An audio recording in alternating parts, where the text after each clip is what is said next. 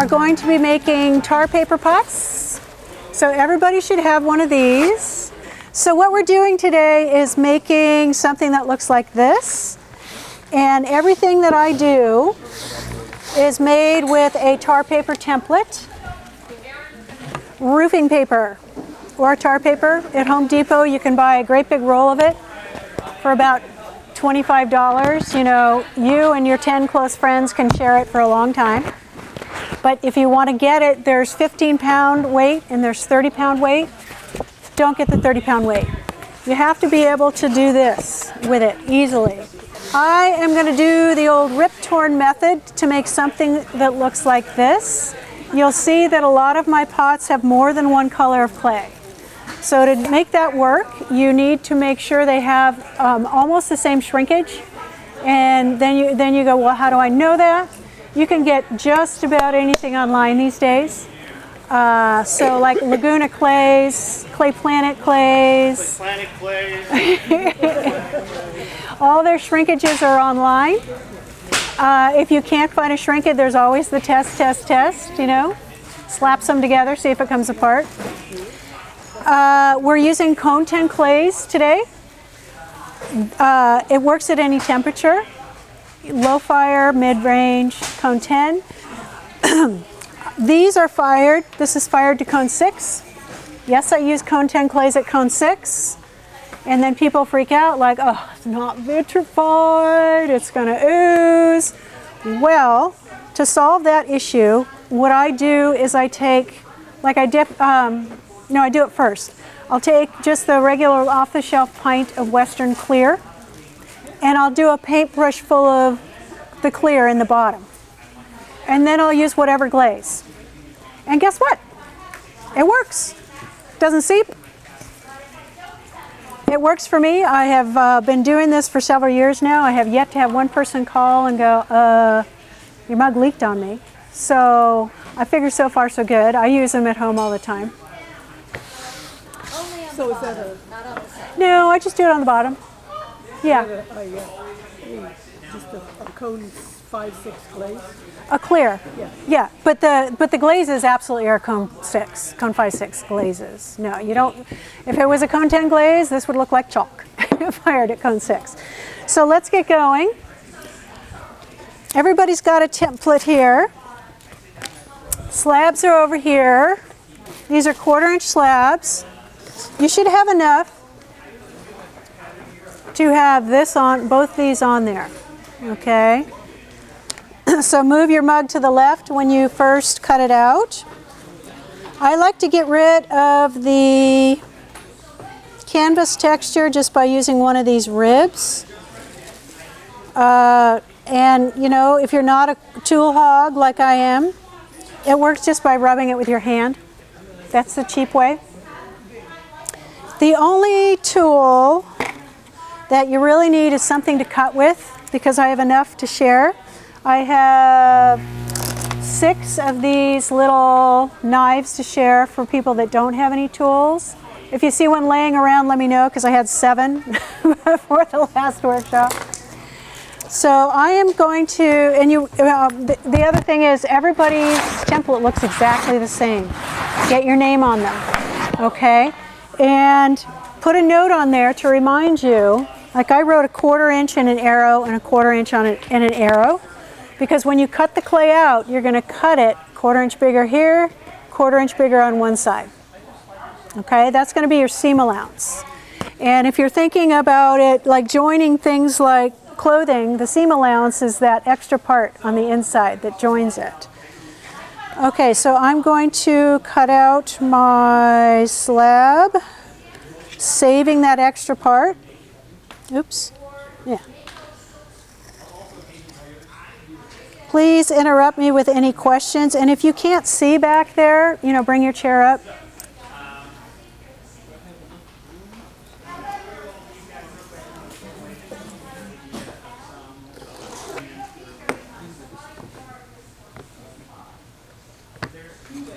You'll use your scraps, so keep them.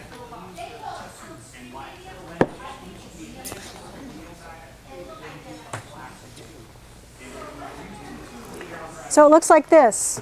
Okay, when you cut it out, got that?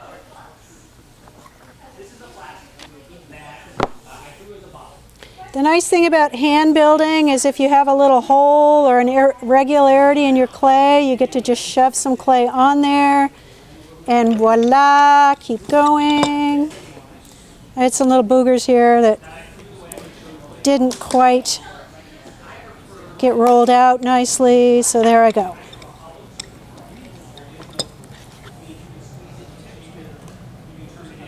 Has anybody here already made a mug with me at one point? Yes. Just one. Wow. Okay, well, you're the expert. Oh, yeah. Right. So if I'm helping somebody else, she's the one to quiz. All right, so here's my slab. I always like to soften the rim by just a fingerful of water, and if you put your finger perpendicular to that edge, ooh, that's going to fall apart there.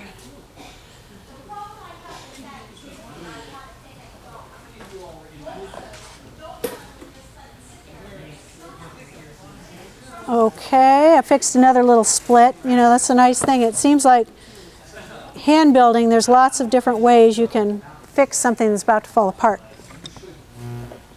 All right, now the scary part, ripping it up.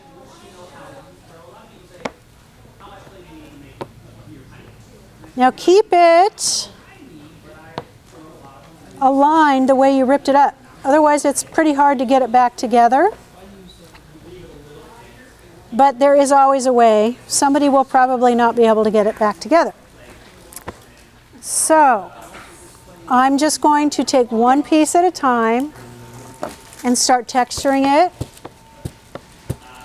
Stay away from the top ½ inch of the slab when you're texturing, because your mouth is going to be there and it ends up getting too thin. It's just stay away from the top ½ inch. You end up with a nice tidy rim that way. So this is where I like to use different colors of clay. We're using Bravo Buff and Cinnamon, and they both shrink the same. I didn't seem to be able to find some little scraps of Bravo Buff around, so maybe share with a neighbor. But there's some T2 up there that'll work too. And I'm going to do, I tend to like to start it with some sort of big symbol here and then go from there.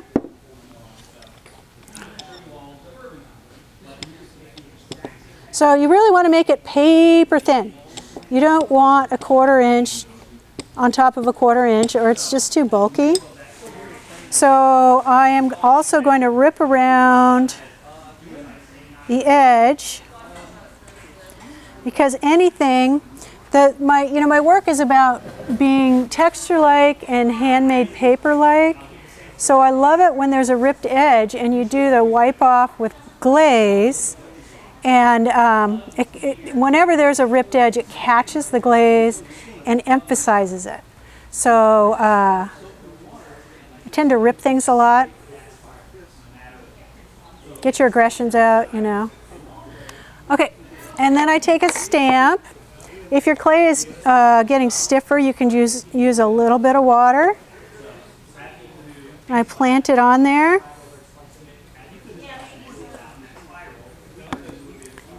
And then you really seal it on there by doing your stamp. Okay, so it looks like that. I've stayed away from the top ½ inch. Then this is my signature stamp, and it tends to look like it's in keeping with all the texture in my pot, so I tend to use it in a repeating stamp way. But you all have to figure out how you're going to sign your pot.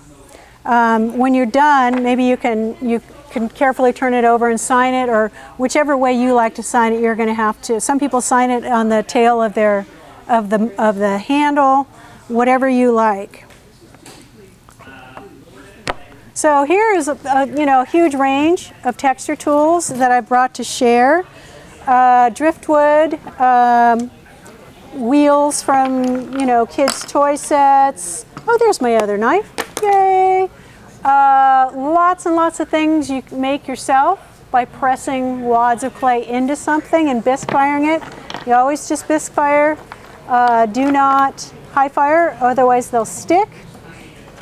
This one's fun. That's from a light bulb, on and off chain. Lots of ham hock bones. I have many of these because I make so much soup. So, in any case, you can see the list goes on.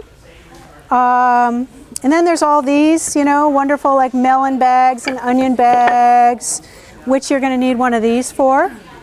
Okay, because you roll this into the clay. I have a whole 2 of them to share, so we'll just have to make do. And then I have these fancy ones, which actually are fabric wood blocks, batik, yes, and fabric printing, dyeing. And you have to use cornstarch on these so they don't stick. So what you do is you're just going to get it like that. You can see the white residue is from the last time I used it. And it will burn out. The cornstarch burns out. So then you get to do things like, walk around and see things in terms of texture, and baby shoes are really nice because they have good, the things aren't, the tread isn't worn down, and they're nice and close together. So this makes a great stamp.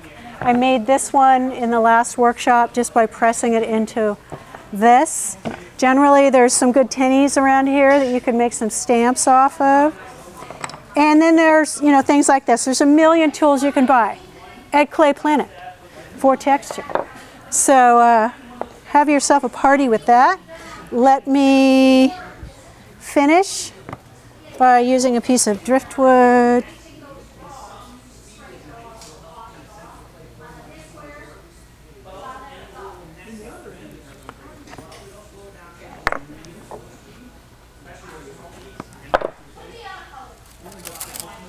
And then you start going, I want this stamp, and you misplace it. I know it was here. I can't tell you how much time I've spent in my studio looking for that one stamp when I have like 500. Then you tell yourself, just let go, cast it to the wind, and the next time you walk in, you're looking for that damn stamp.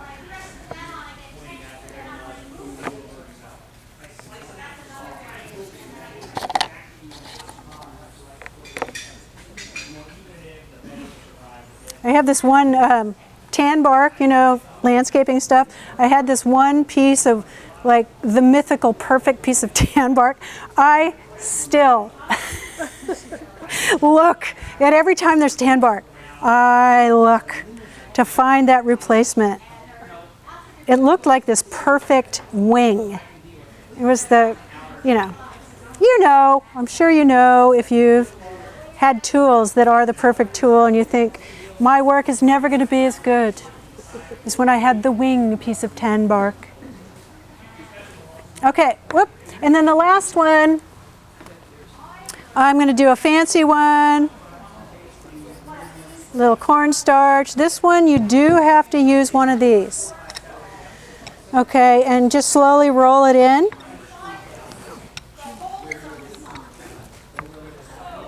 So I just tend to start with the flat side.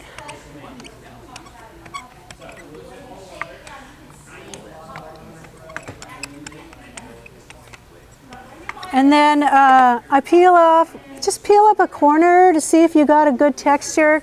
The thing you do not want to do is peel the whole thing off and go, oh, it's not, not deep enough, and then sit there and try to just throw it away. And go cut out a new slab the right size, a new piece. I usually peel one side and put it back on, or we have to peel the other side. Yeah. Only when I'm satisfied with 2 sides. There you go. I'm riskier, I just look at one. Because I generally at this point know what it feels like, if it's decent enough. Oh, that's my handle. Okay, now we're going to put this back together. So you've got this, a lot of people kind of lose track of how to do this. So I say start with the ones with the top edge first. Okay, that you can keep your bearings. So I start at the right, flip it over on the left. Okay, so I line up at the very top and the very left. Okay, and then take the next piece, overlap it about an 1/8 inch, flush with the top. Keep going, across the top. And there, I've gone all the way across. Now what I saw happened in the last workshop is a lot of people were just really vigorous overlappers. So they didn't have anything left for an overhang. It's key to have some overhang, okay? So make sure that you end up with that overhang before you continue. So now I'm going to go across the bottom.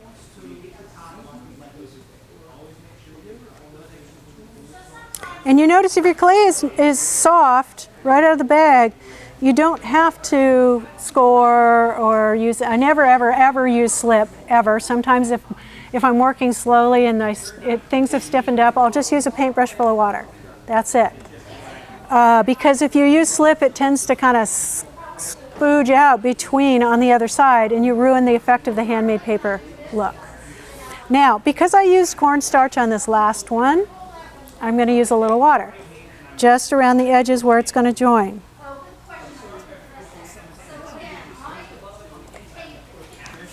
And you're just going to see me pop up and down because this is just the most hideous level of table known to men for working. Is it hanging on the bottom? Yes, I'll show you that. You got your 1/4 inch on the bottom too. Okay, so now I'm just pressing on those themes with just a finger because I don't want to press out my texture. Yes, I will lose a little bit of texture at the seams, but you can either let go of that or retexture it when it's standing up, depending on how type A you are. Okay, so now I'm going to get this. I'm going to use this side, the rounded side, not the flat side. I saw people doing this. Bye-bye texture. Okay, use this side just at the seams.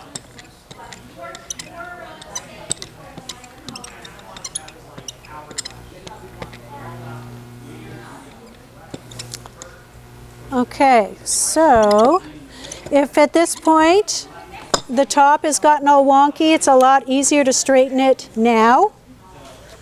Trim anything off that's looking not straight.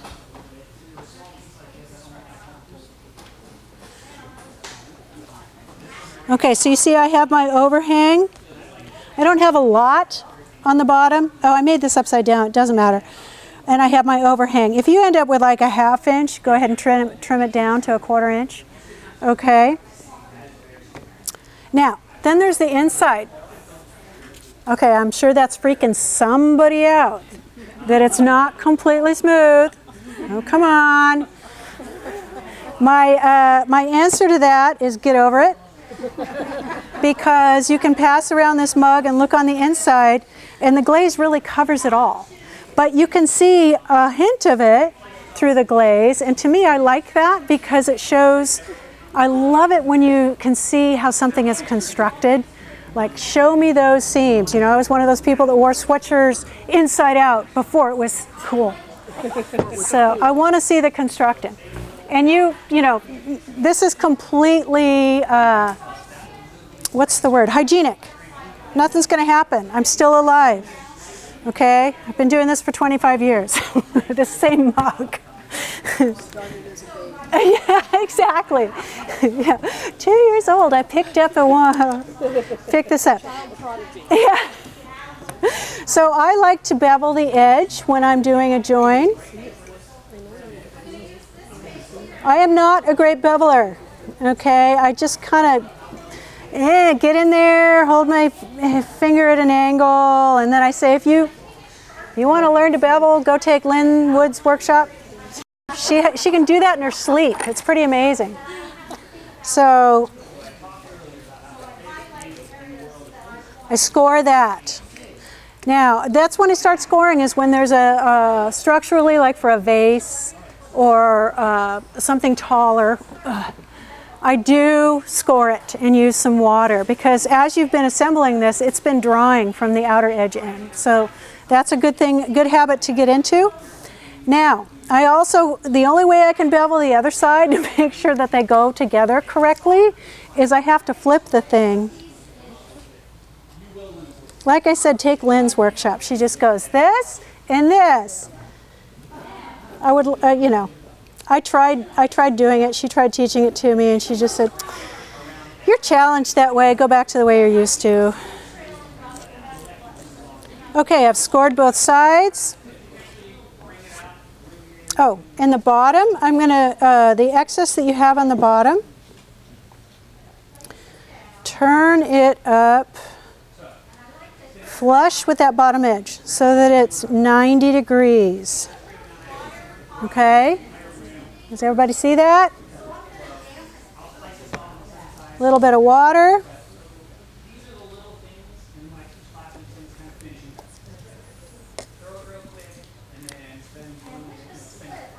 And then you're going to need to have a piece of tape ready. We only have 3 rolls up here, but we can all share.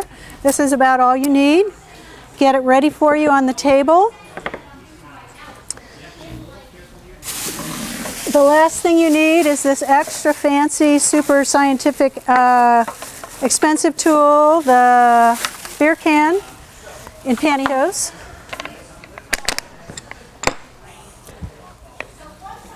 So start rolling around your can. Ugh. Okay, and it should overlap.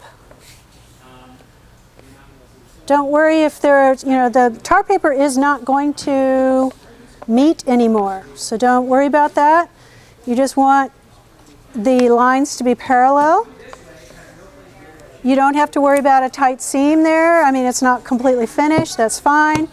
Just get it standing up. You can do a lot more with this pot when it's standing up than when it's on its side.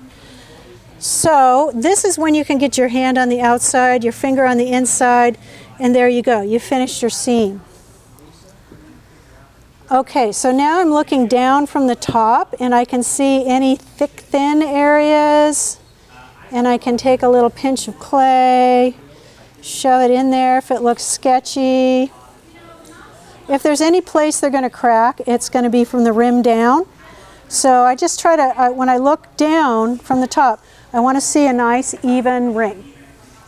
And if you don't see a nice even ring, you just add little bits of clay and pretend you're a sculptor.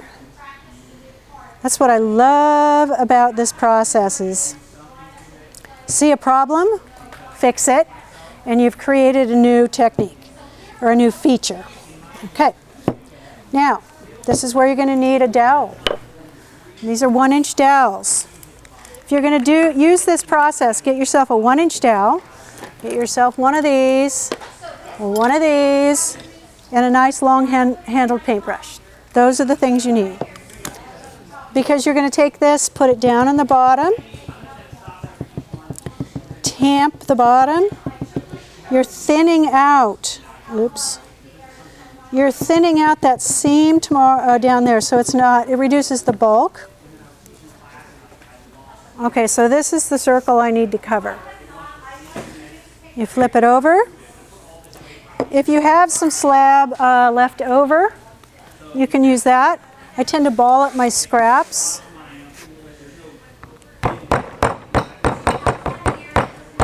It's getting a little stiff, but we're just going to go with it. You can make a mini slab just by balling up clay and rotating it. Keep rotating at 90 degrees or so. And you end up with a mini slab without having to go back over to the slab roller. Because that would be so much more work. Okay. This is probably a little bit thinner than 1/4 inch, but I like it that way so it's not really bulky at the join. And there's a lot of different ways to put a base on something. You can do whatever you like, but I like the design where, like a tablecloth, and the design goes right over the corner. So I'd like it to look that way so I don't have a seam showing down there.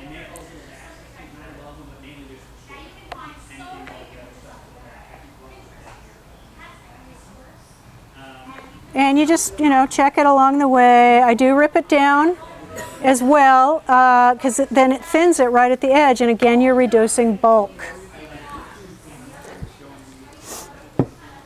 Okay. And this does not go all the way to the edge. It's inside the edge. Now this is definitely getting dry, so score really well. No wimpy scores. Yeah, the way I can get away with this without slip is I am just a vigorous scorer.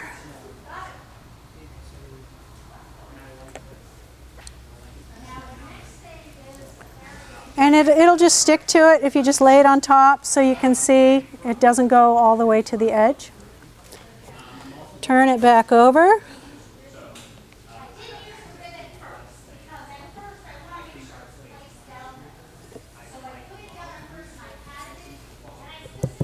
Tamp it around the edges again.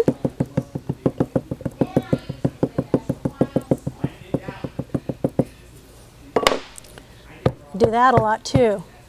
I see a lot of people make these and they have this kind of excess sticking down there, like droopy. And so it makes your mug not straight up. So you can fix a lot of things by doing that. Now, this is the part, okay, I concede. People don't like a bumpy bottom where you can see the seam.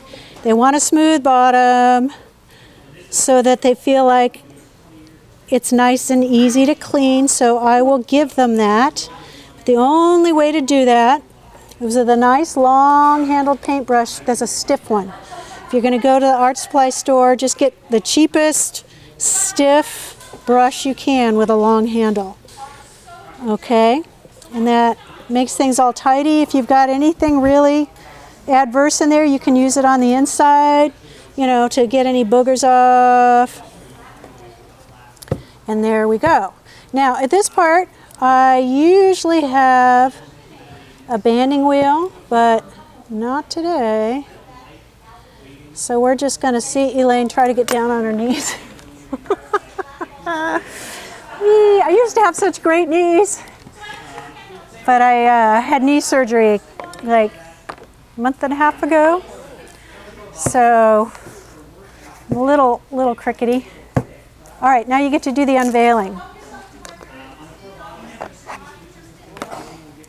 So there's that,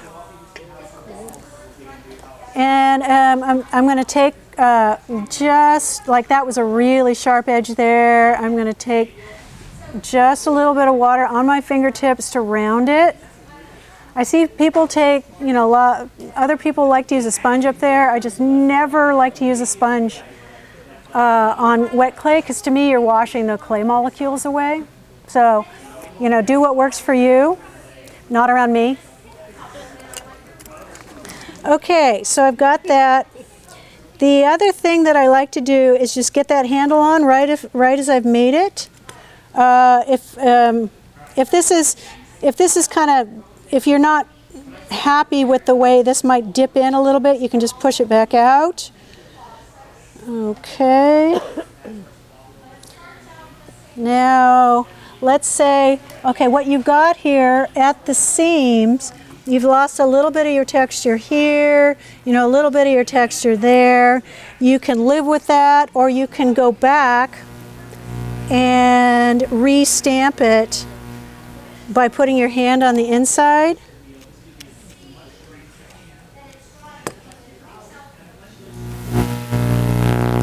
Like that. Totally up to you.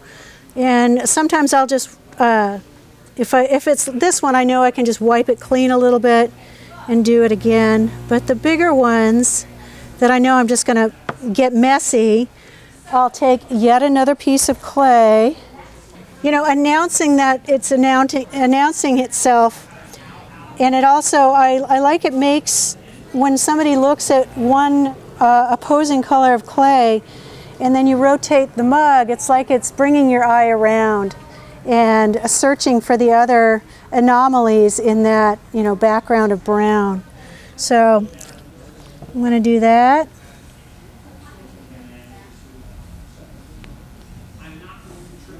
And yes, I do lick clay, and I'm not dead, so. And then restamp it. And then you've eliminated that thing that might be bugging you if you're type A and made it a feature. So let's get that handle on so you guys can get working. So I've got my leftover.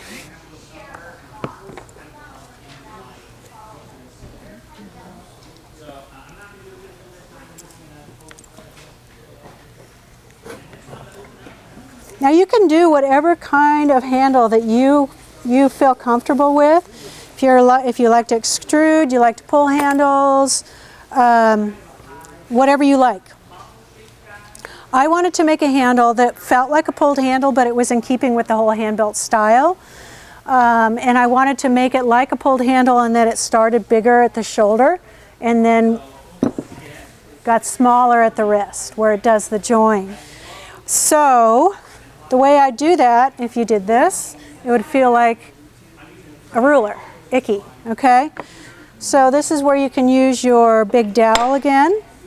I'm going to make this as thin as possible because I'm going to roll it into a tube so it has some volume.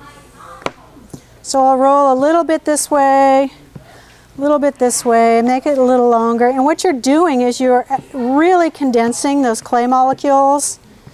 And once you do that, you'll find that you can get away with a lot tighter curve when you're manipulating this than if it's just rolled out from a slab at 1/4 inch.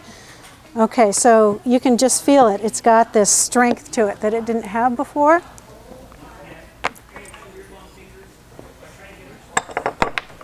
Okay, so I put it face down and I start rolling it towards me.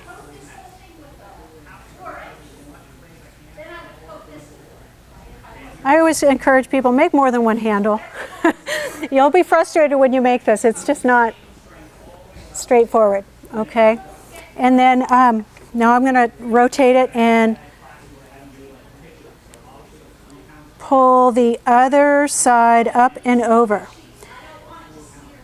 And this, surprisingly enough, is good enough to seal the seam. The reason it is, and I put the seam on the outside, because picture the seam on the inside, it would hurt your finger. Not hurt it, but it would bug your finger. So seam is on the outside. Question? So you're rolling it like this? But I overlap. Second one, yeah, I'm overlapping it. Rolling it all the way over. Can you see? It's overlapped just a bit. And you know, I don't use any water or anything. And the reason it stays down at the tail end where I want it skinny, that's fine if you just use a little bit of a roller. I just want to maintain the seam. But when you curve it, you are putting your fingers right on top of that seam. And you're actually condensing it right down into the bottom part. So I mean, I literally never had it pop open that way. I don't know, it's magic. Okay, so I'm trying to... So are you taking all the air out of the middle of it then? No, no. Aren't you going to ask? Yeah, and what keeps it from exploding? That's a very good question, and we've all been filled with the fear of God when you start throwing about that air bubble. It's going to make it explode. Well, trapped air isn't what makes things explode when they're thin like this. If it's really thick and you're doing a sculpture, yes. Moisture, trapped moisture is what makes it explode. If you're bisquing slowly like we all do, and your pot is very dry, these pores in this clay are not closed yet. They're not going to be until you high fire it. The air seems to make it out, and I kid you not, I've never, ever, ever blown a handle off. Okay, I did it once with a big pitcher where I had some supports inside the handle, and I forgot to make pinholes. So for something big, this you don't need to. Something bigger where you're putting like a support system inside the handle to keep the volume, hidden pinholes. Okay, all right, but I promise you, I shouldn't promise people. They're like, somebody, if you blow it off, somebody's going to tell me. Elaine, yeah, Elaine, you big liar. Pay me back for the workshop. Okay, so I've got it in the shape of question mark, an ear. Okay, I'm going to bevel this edge here. Gives me a nice area to join. Last workshop, some people joined it straight on. I never like to do that. It gives me the willies because there's not enough surface area to join, but they pulled it off. So I applaud them. Anybody that can find a way to do this better and something that makes them happy, I hope you make 1 million of them and sell them and make a mint and tell me how to do it, because I can't. It's too slow. Okay, where I like to put the handle is over that straight seam, because that is the only straight part of, the only straight seam on the mug. Everything else is more random. So I am going to score about 1 inch down from the top and all the way at the bottom. I want a 4-finger mug. This is a big mug, so I want it to be able to have 4 fingers. Let's say you take the top third of this off and you've got a 2-finger cup because it's 8 ounces. You might just have a 2-finger handle. When it requires, it's much shorter. So I tend to hold it up to the mug and see where my hand lies. And so I was taught that if you get your hand as close to the middle, the top middle volume of the pot, that's going to be nice and easy to drink from or to pour. It's not to say you people that like a handle way out here. I mean, it's your pot. It might look completely awesomely you. So do what you like.